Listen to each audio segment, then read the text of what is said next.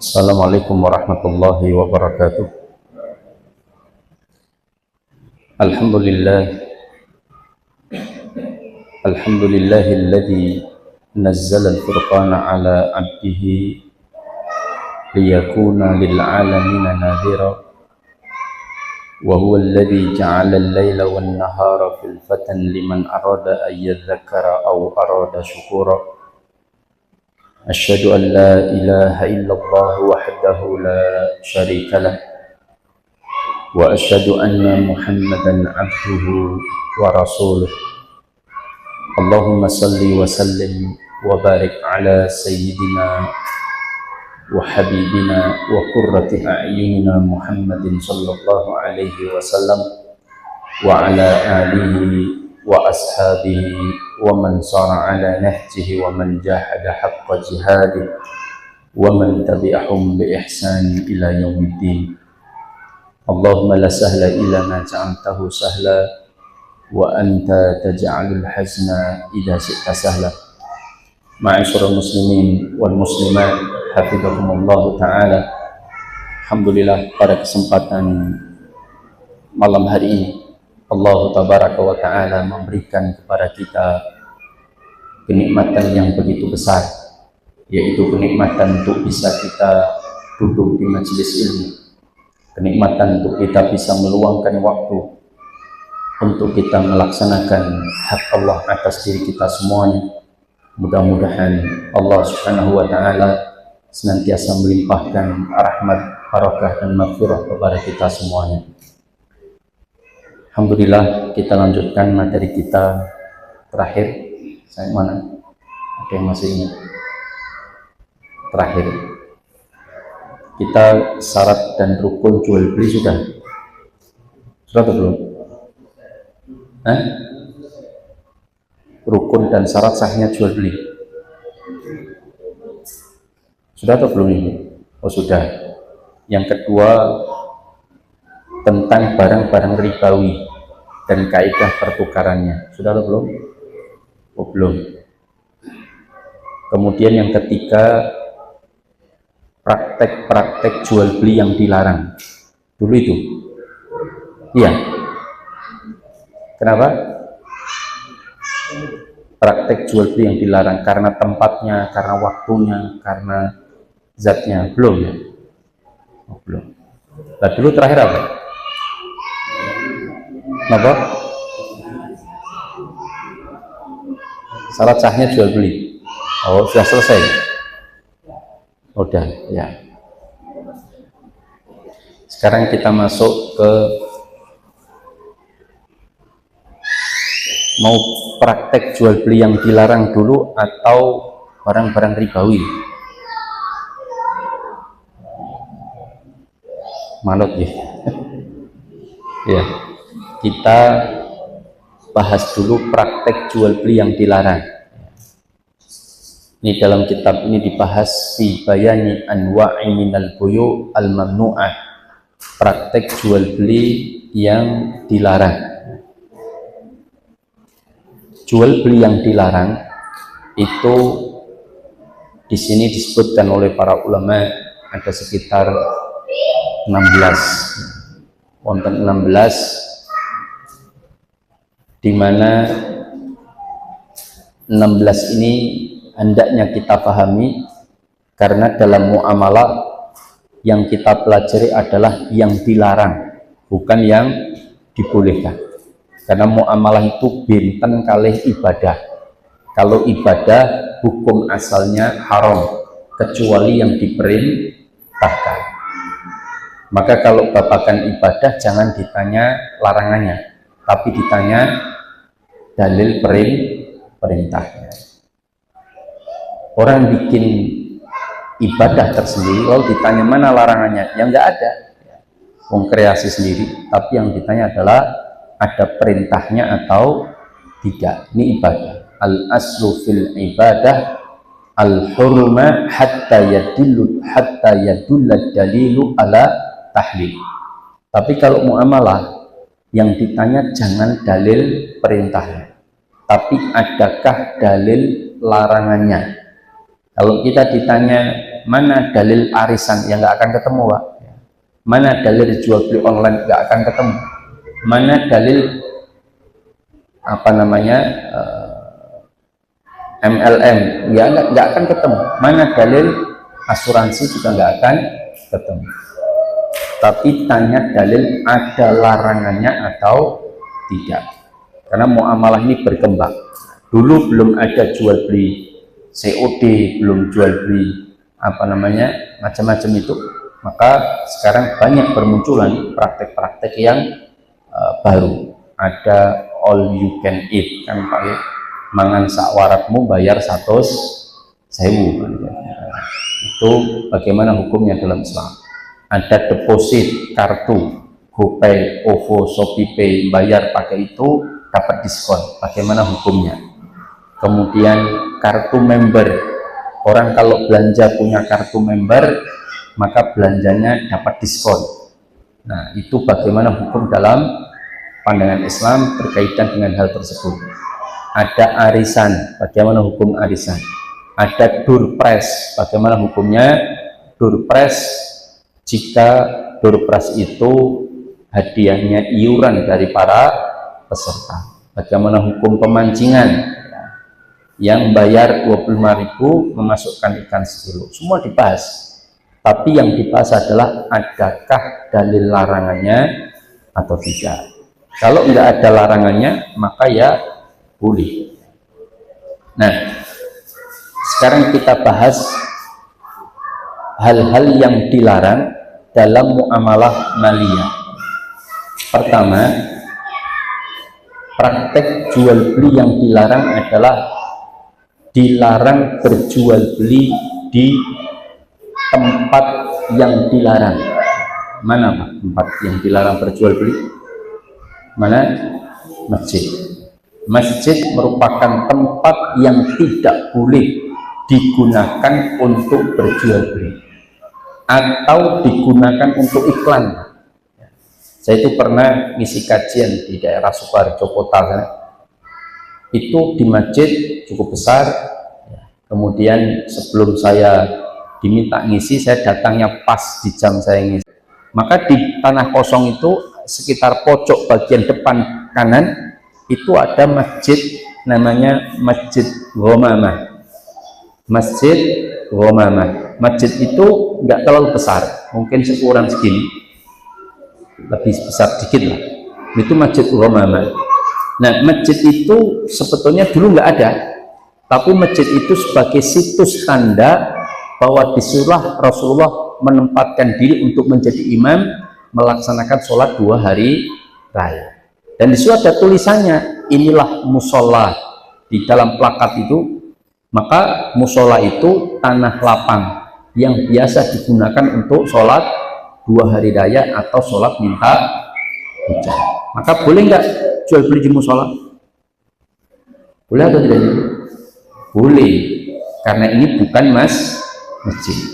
Tapi kalau musola yang dimaksud adalah musola masjid cilik boten tinggi sholat Jumat, maka tetap nggak boleh untuk berjual beli. Paham? Tahu bedanya ya? Nah, ini contoh bahasa yang digunakan. Maka tempat sholat Id 2 hari raya yang terbaik di mana Pak? Masjid atau musola Pak?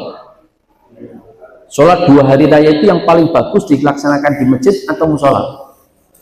Di masjid Pak. Masjid, iya. Semua ulama sepakat sholat 2 hari raya itu yang terbaik adalah dilakukan di masjid. Tapi bukan sembarang masjid. Masjid apa yang terbaik? Masjidil Haram. Jadi tempat sholat Id yang terbaik yang pertama itu Masjidil Haram. Setelah Masjidil Haram baru musola, tanah lapang. Setelah musola baru masjid-masjid yang ada. Ya. Bagaimana sholat 2 hari raya dilaksanakan di tengah jalan? Boleh nggak Pak? Nyegat jalan Pak. Bukan tanah lapang loh ya, tapi nyegat. Nah, itu jalan kemudian dicegat. untuk sholat 2 hari raya, boleh nggak? Para ulama banyak yang memakruhkan, banyak yang tidak menyuka, karena itu lalu lintas. Kasihan nanti kalau ada orang yang mau lewat. Maka dalam Islam itu sangat memperhatikan adab, sampai urusan sholat, sampai urusan tidak mengganggu orang lain itu betul-betul diperhatikan. Contohnya, Rasulullah mengatakan iman itu ada 70 tingkatan. Wa afdaluha qaulu la ilaha illallah.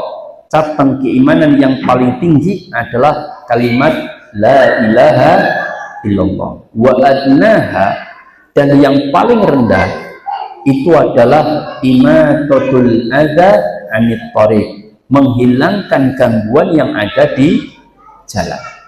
Jadi Islam itu sangat-sangat menghindari namanya mendolimi orang, mengganggu di jalan. Cuman yang pangapunten Pak, kita ini sering melakukan gangguan yang ada di jalan, betul atau tidak? Betul. Contohnya punya kerja, kalau mungkin acara nikah, acara layatan, gadalan mungkin masih ya ada keurgenan, ya, mungkin nggak mampu untuk, tapi memang kalau tidak mengganggu sampai jalan itu lebih utama, ya, paham? Tetapi ada sesuatu yang bukan urgen, tetapi kita sering melakukan gangguan di jalan. Apa itu?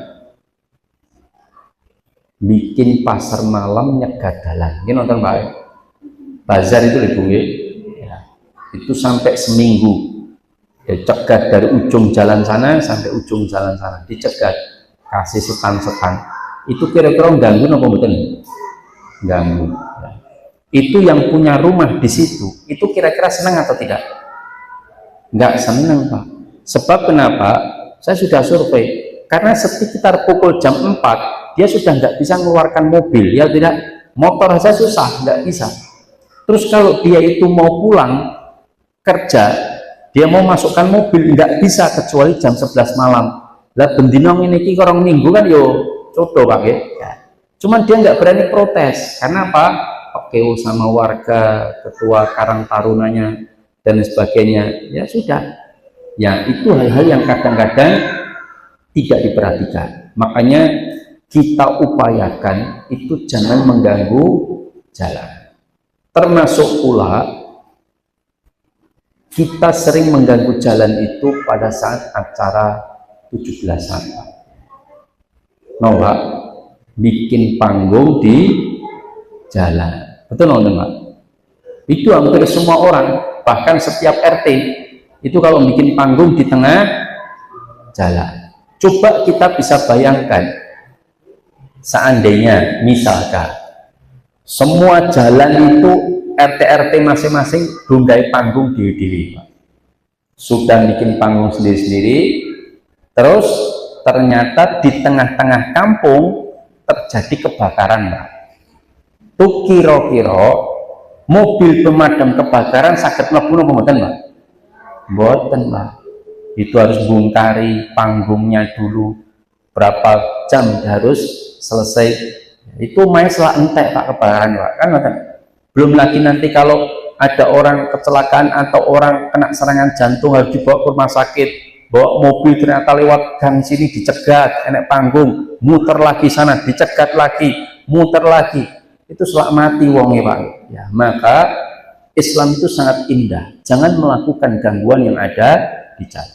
Saya tahun 90-an, saya masih ingat, di kampung saya loh ya, di Cemani di Cemani sana, itu namanya tirakatan, itu ya di emperan rumah orang Pak, bukannya gadalan Pak. Dulu loh tahun 90-an, itu kalau ada tanah kosong yang agak luas, itu ya acaranya di situ, kumpulnya di halaman rumah orang yang paling luas rumahnya, halamannya, kumpul di situ sudah selesai. Kalau kita sekarang enggak Pak, sekarang mulai marak nyegati dalam. Pada janjane Pak, misalkan satu komplek perumahan.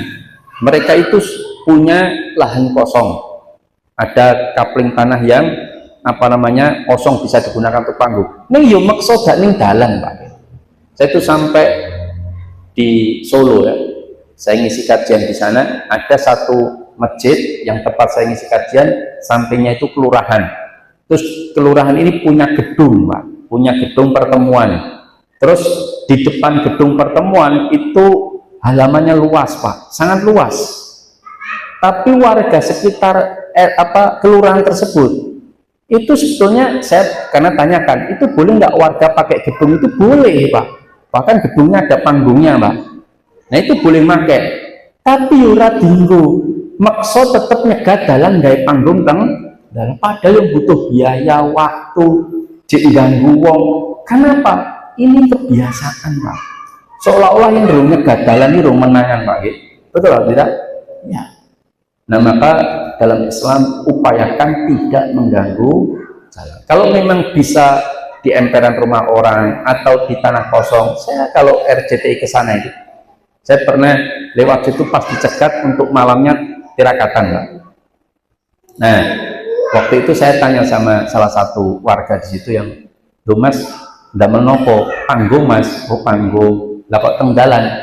"Lah umumnya nggih ngoten niku." Nah, terus saya lihat samping panggung tadi itu ada bekas tanah untuk mepe gabah itu namanya, Pak, selepang ya, mepe gabah. Nah saya tanya, lah kok nggak di situ? Ini kan malah halamannya luas, terus mojok mereka malah enten iup-iupane, enten rumah kosong yang bisa dibikin panggung, kok malah teng mriki. Lah wong-wong punya gadalan ya kula nggih melu-melu kan ngaten, Pak.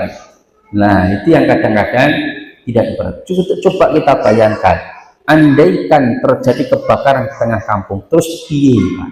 Kan ngoten ya.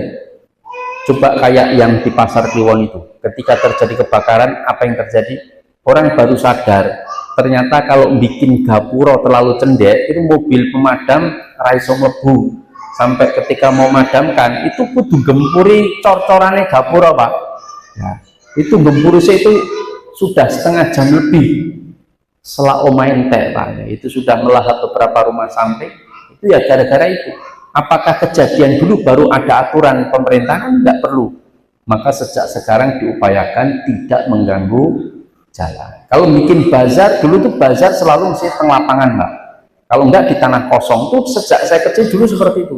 Jarang orang bazar di tengah jalan itu jarang. Cuman akhir-akhir ini aja tahun 2000-an itu orang lebih suka nyegat jalan, Pak. Kadang jalan go senam disco bareng, Pak, ya CFD, Car Free Day, betul nggak? Ya.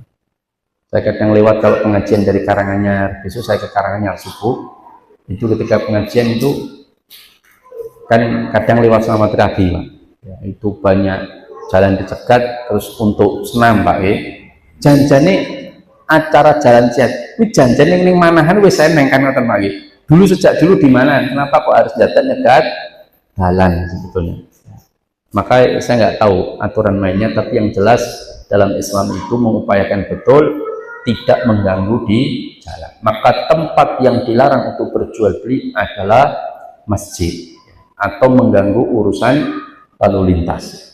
Nah, ini berkaitan dengan tempat yang dilarang.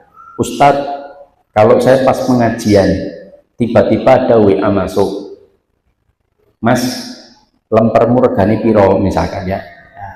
Karena tengwe, lah maka lemperku super Mas, anti lalar misalkan. Ya. Terus dia ngomong, "Ya wes tak pesan." Itu jangan ditransaksikan di masjid, Pak. Meskipun lawan transaksinya tidak di masjid, tapi posisi kita di masjid tidak boleh. Maka kita keluar dulu dari masjid, baru dijawab 3.000 pesen piro, kan ngoten, Pak, wis deal rampung menembe mlebet masjid. Karena tidak layak masjid digunakan untuk berjual beli, Pak. Nah, ini aturan yang telah ditetapkan oleh Allah dan Rasulullah Shallallahu Alaihi Wasallam. Ini yang terlarang pertama. Yang kedua, terlarang karena waktunya. Kapan waktu dilarang untuk berjual beli? Kapan itu? Para ulama sepakat ketika dikumandangkan azan sholat Jumat. Sholat Jumat itu adanya ada berapa kali? Berapa kali? 1 kali. Sejak zaman Nabi adzan itu cuman 1 kali. Cuman di zaman Utsman ibnu Affan beliau beristihad karena situasi penduduk Madinah mulai padat, adzan kadang mulai tidak terdengar karena polusi suara, sehingga Utsman beristihad melakukan adzan sholat Jumat 2 kali.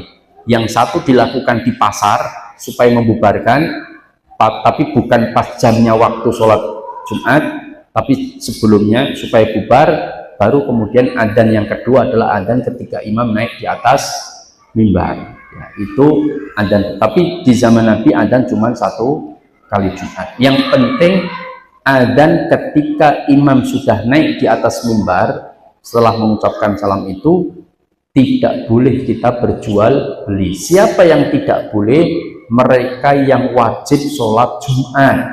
Yang tidak wajib seperti para ibu-ibu tidak mengapa, tetapi tetap dianjurkan mereka sholat terlebih dahulu di awal waktu, yaitu sholat Jumat bagi yang mau ke masjid, dan bagi yang tidak ke masjid ya sholat zuhur di rumahnya masing-masing. Nah, ini tentang waktu yang terlarang. Maka orang-orang yang tidak wajib sholat Jumat boleh dia berjual beli, tetapi jangan melayani orang-orang yang wajib sholat Jumat. Jangan buka warung soto, delala pas wis adzan sholat Jumat ada yang datang beli bapak-bapak. Loh jangan kok mboten ke masjid Pak, terus wae pas meh komat kan ngoten. Maka jangan dilayani sebab dia wajib untuk datang ke masjid. Tapi kalau ibu-ibu sama saya ibu-ibu tidak ada masalah. Wallahu ta'ala. Ini tentang waktu yang terlarang. Nah, sebagian ulama menambahkan, ini lebih ketat, tapi jumhur mengatakan ketika dikumandangkan adzan sholat Jumat. Nah, sebagian ulama menambahkan waktu yang terlarang untuk berjual beli adalah setiap dikumandangkan adzan sholat wajib subuh, zuhur, asar, maghrib, isya, Jumat. Nah, itu terlarang untuk berjual beli bagi mereka yang wajib sholat ke masjid, yaitu kaum bapak-bapak atau laki-laki. Nah, ini pendapat sebagian ulama, meskipun jumhur mayoritas berpendapat sholat Jumat saja. Wallahu ta'ala a'lam bishawab. Ini tentang waktu yang terlarang. Tadi tempatnya, kedua waktunya. Yang ketiga, sebelum yang ketiga ada pertanyaan dulu. Saya persilahkan kalau ada yang mau bertanya, baik topik maupun di luar tema. Ada ibu-ibu? Boleh. Bapak-bapak? Kalau ada, saya tak minum dulu. Bismillah.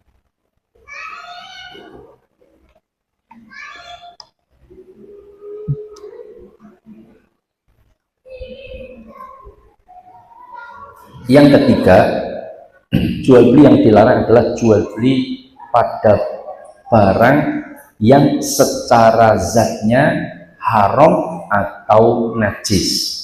Nah, ini tidak boleh diperjualbelikan.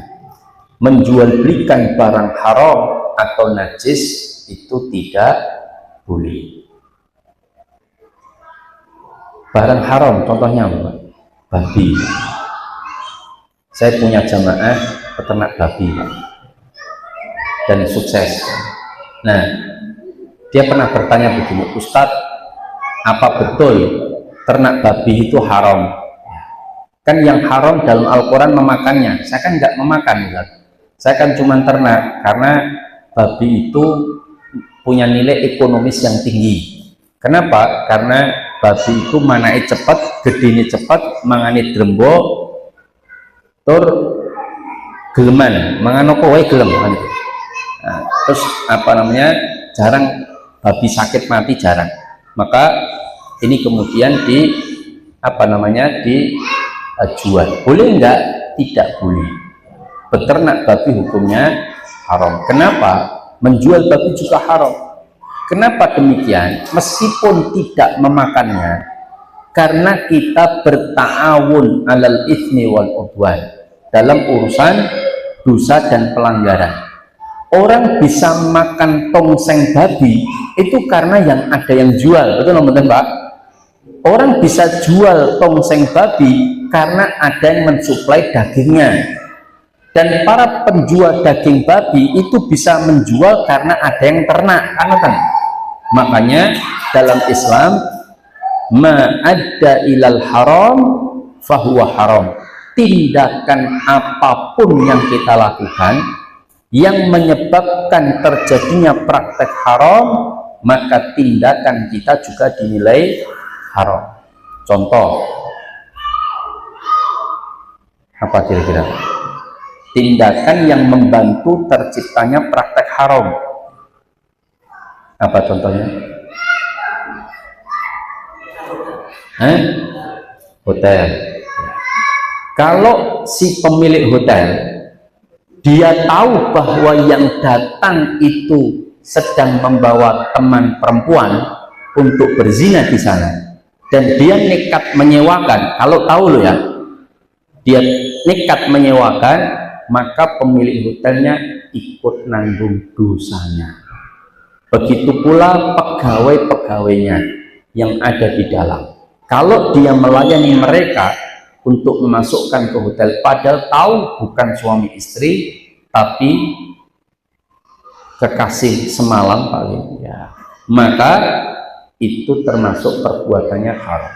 Misal ada orang tukang ojek online, di mana dia mengantarkan barang, terus diberitahu, Mas hati-hati nih Mas, niki 1 kerat ciu misalkan ya, atau vodka atau topi miring atau whisky atau brandy misalkan ya.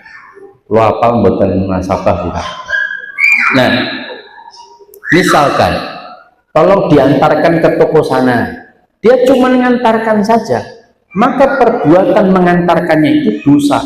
Upah dari hasil mengantarkan dari minuman khamar juga upahnya haram. Kenapa? Karena Rasulullah sudah menegaskan bahwa lu'inatul khamru alal asraf. Khamr itu dilaknat pada 10 perkara. Apa? 1, khamrnya itu sendiri. 2, orang yang memeras anggur untuk dibuat minuman khamr atau apapun. 3, orang yang menyuruh untuk memeras dijadikan khamr, yaitu juragannya. 4, orang yang mengantarkannya. Siapa? Bukan kurirnya. Yang 5, orang yang minta diantarkan. Misalkan Pak ngongkon anak ini celukno ojol, tak nggo ngeterke sak kerat siu iki ning warung pojokan. Nggih Pak, jangan minta ojol untuk mengantarkan. Itu yang minta untuk mengantarkan itu juga sudah dilaknat oleh Allah. Yang ke-6, sing ngedol Pak, penjualnya. Yang ke-7, yang membelinya meskipun dia tidak minum. Yang ke-8, bartendernya yang menuangkan air ke dalam minuman, ke dalam gelas untuk diminum para peminum khamr. Lalu yang ke-9, siapa? Peminumnya jelas. Dan yang ke-10 siapa? Istri dan anaknya yang ikut menikmati hasil penjualan khamr, dan dia tahu bahwa suaminya menjual khamr. Dia menikmati hasilnya, itu pun ikut dilaknat. Makanya Allah menyebutkan ta'awanu 'alal birri wa taqwa wa la ta'awanu 'alal itsmi wal 'udwan. Meskipun kita ternak babi tidak memakannya, tapi kita membantu para penikmat babi untuk bisa menikmati babi hasil ternakan kita, maka hukum kita berternak haram. Menjual barang haram hukumnya haram. Ini tidak boleh. Innallaha idza harrama syai'an harrama tsamanuhu. Allah itu, kata Rasulullah, jika mengharamkan sesuatu maka Allah haramkan pula harganya. Artinya memperjualbelikannya juga haram. Nah, itu yang ketiga, menjualbelikan barang haram dan barang najis. Jadi barang najis itu tidak boleh diperjualbelikan. Contohnya apa? Barang najis, bangkai hewan yang seharusnya disembelih tapi tidak disembelih, itu maka hukum bangkainya itu najis. Maka hukum hewan tersebut yang mati tanpa disembelih itu menjadi bangkai dan bangkainya najis. Cuman ada bangkai yang tidak najis, Pak. Apa, Pak? Apa? Ya, uhillat lana maitatani wa damani. Dihalalkan bagi kami 2 darah dan 2 bangkai. 2 darah itu adalah al-kabid wa tihal, yaitu hati yang sering kita sambal goreng itu, Bang. Yaitu darah sebetulnya, cuman menjadi organ. Jadi menjadi hati sing sering kula panjenengan sambal goreng. Nah, itu boleh. Wattihal, tihal itu limpah atau ya mirip hati yang ada di tepung itu biasanya di tengah-tengah tulang. Nah, itu boleh dimakan. Tapi kalau darah segar mengalir meskipun sudah digumpalkan, haram, tidak boleh. Nah, dan yang kedua adalah 2 bangkai. Bangkai apa? Bangkai ikan dan belalang. Tapi ada bangkai selain 2 bangkai ini yang tidak najis. Apa, Pak? Oh. Bangkai selain dari ikan dan belalang tapi tidak najis. Apa kira-kira?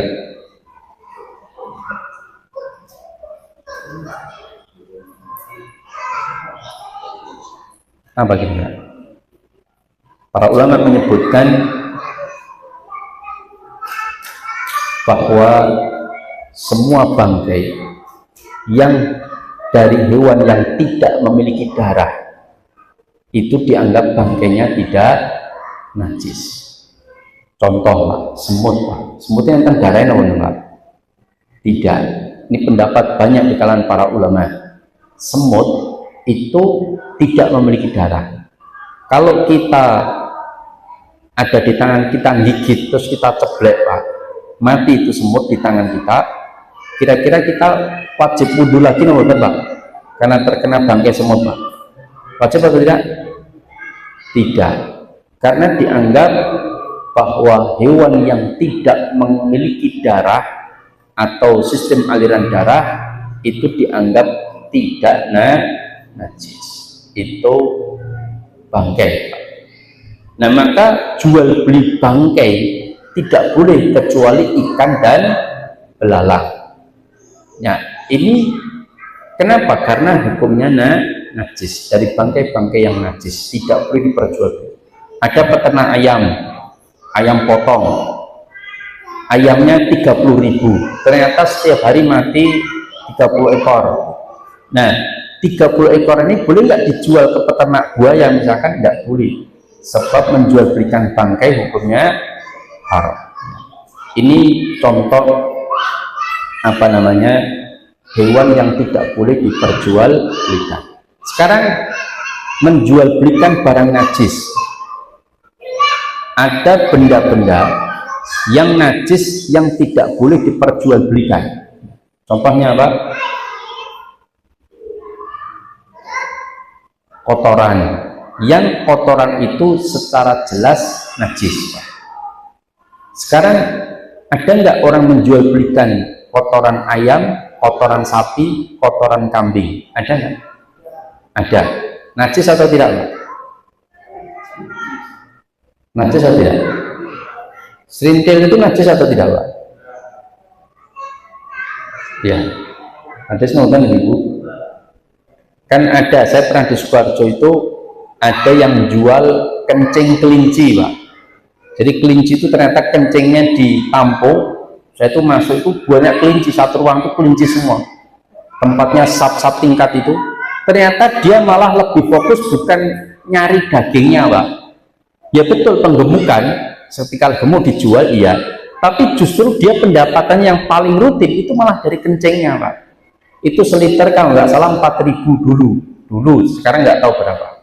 Nah, itu dijual, itu ada dari kencingnya, kelincingnya kencing, itu masuk ke saluran nanti masuk ke botol, nanti jerigen-jerigennya udah penuh, dijual, satu jerigennya berapa puluh ribu.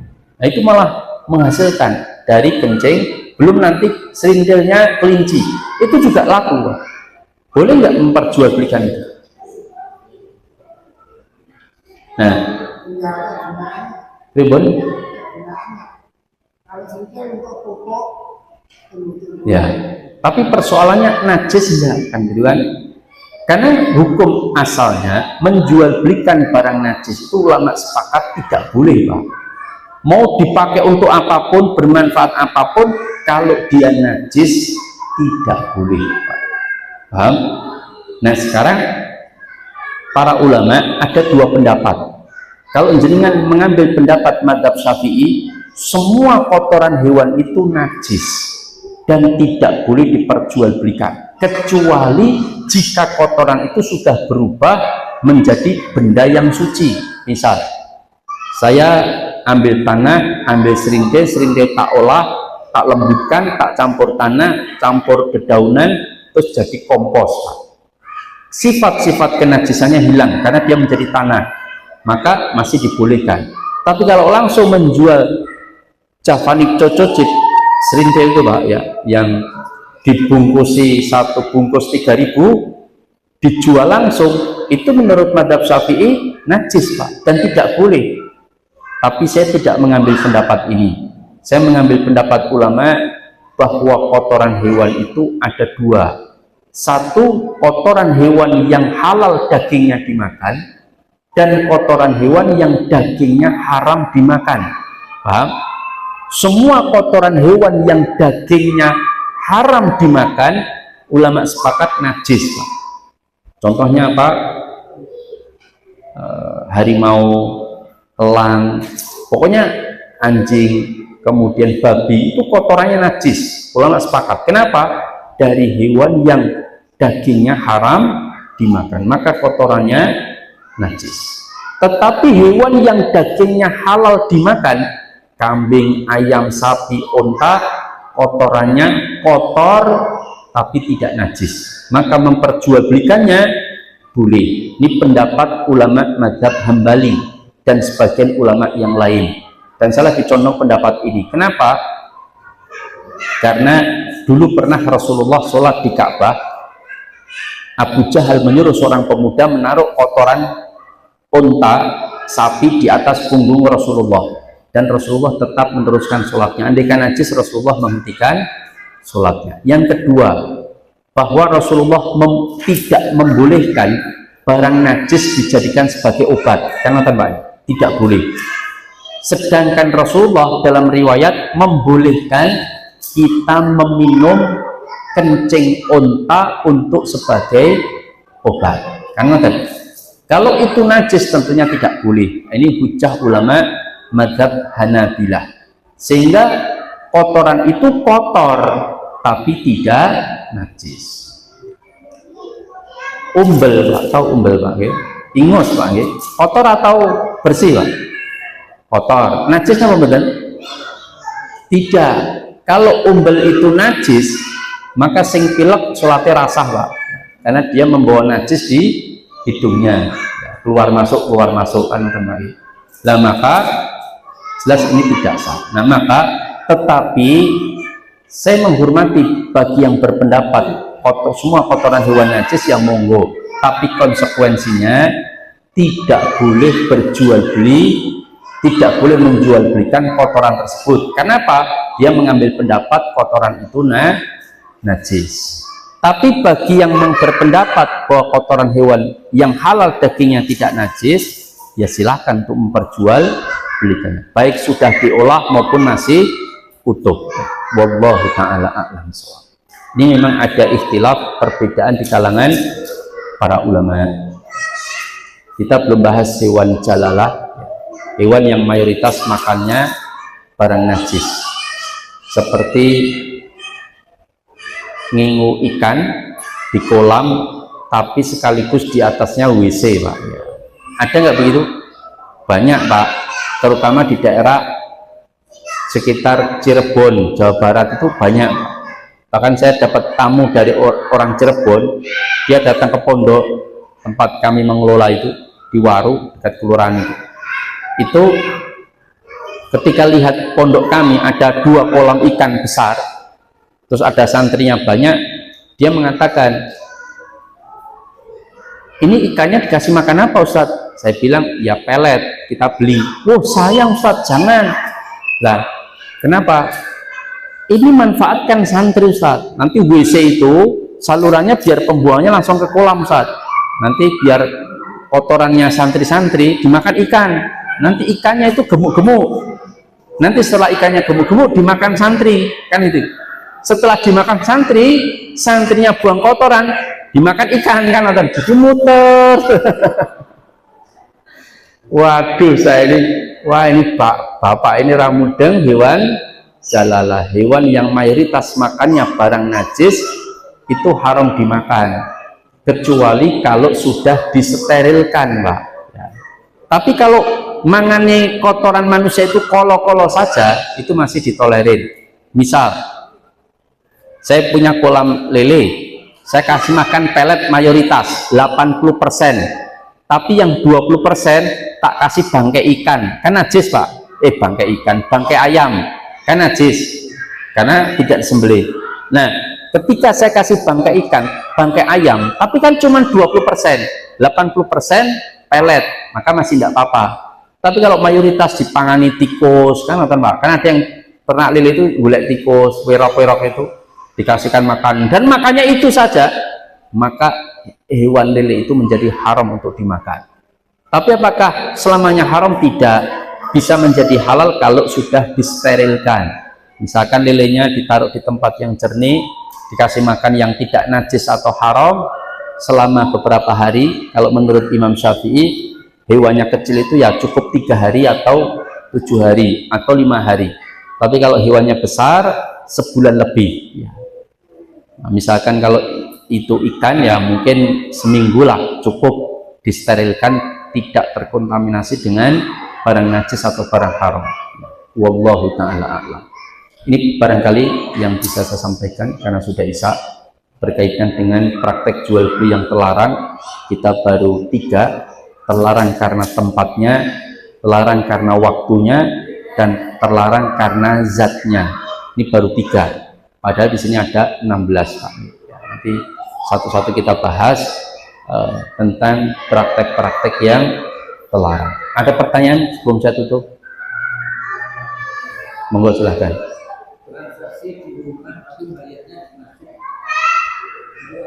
Oh, ya.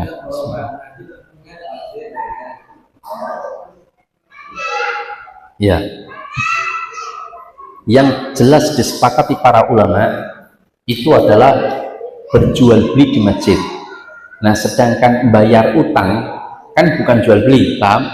Transaksinya kan di rumah, cuman bayarnya pas di masjid. Mas, utangku diingin misalkan ya, mudah-mudahan tidak mengapa, tetapi lebih utama memang di luar. Tapi saya tidak berani mengharamkan, sebab yang terlarang itu disepakati adalah berjual beli. Dia kan cuma bayar utang kan, mudah-mudahan tidak mengapa. Tapi jika dilakukan di luar itu lebih utama. Wallahu a'lam. Ada yang lain? Keong? Ya, para ulama telah membahas tentang keong dan bekicot. Kalau keong banyak ulama menghalalkan, membolehkan, karena dia termasuk, jadi hukum asal hewan itu halal kecuali yang diharamkan, kan gitu kan.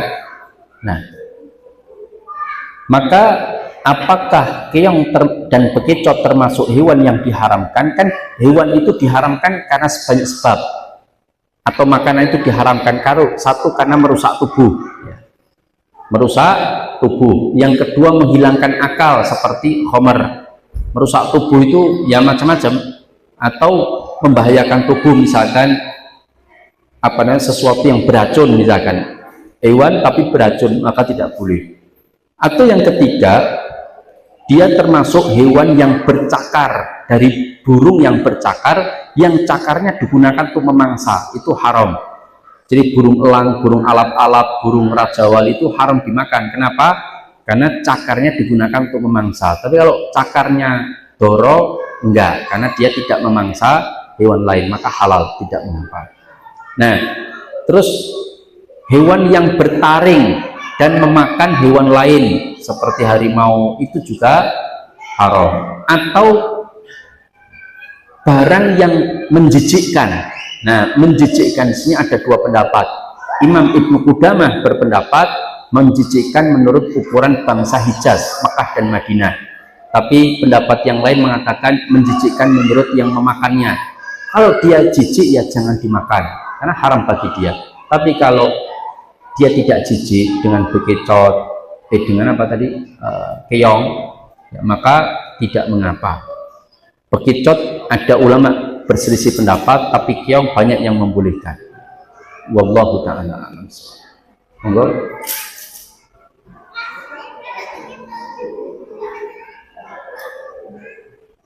Oh Ustadz, jualan buku di jamaah masjid. Misalnya, ibu, saya ngarang buku ini bu, monggo ini ada buku saya berjualan di masjid, nggak boleh. Meskipun dia ustadz, ustadznya perlu kandani kan. Betul, nggak boleh berjualan di masjid. Saya, kenapa? Kenapa? Kata. Osuki. Bagaimana dengan kata? Memang ada yang membolehkan kata hijau karena dianggap bersih dan sebagainya. Tapi saya mengambil pendapat ulama yang mengharamkan kata. Kenapa? Karena dalam riwayat disebutkan salah satu hewan yang tidak boleh dibunuh adalah kata. Rasulullah melarang membunuh kata. Kalau membunuhnya saja tidak boleh, berarti memakannya juga tidak boleh. Ini pendapat yang saya ambil, meskipun ada pendapat lain. Ya, saya biasa menyampaikan perbedaan pendapat, tapi saya lebih berpendapat tidak boleh kata apapun, karena membunuhnya tidak boleh, memakannya tidak boleh, karena memakannya pasti membunuhnya, kecuali katanya dimakan hidup-hidup terus berenang di perut, nggak mati nggak apa-apa, kan nggak mungkin, pasti mati. Wallahu ta'ala, ini pendapat yang saya ambil, ini berkaitan dengan kata. Ada yang lain? Nggak ada yang lain? Cukup. Mungkin insya Allah kita lanjutkan di pertemuan yang akan datang. Aku qouli hadza wa astaghfirullah li wa lakum innahu huwal ghafurur rahim. Subhanakallahumma wa bihamdika asyhadu an la ilaha illa anta astaghfiruka wa atubu ilaik. Assalamualaikum warahmatullahi wabarakatuh.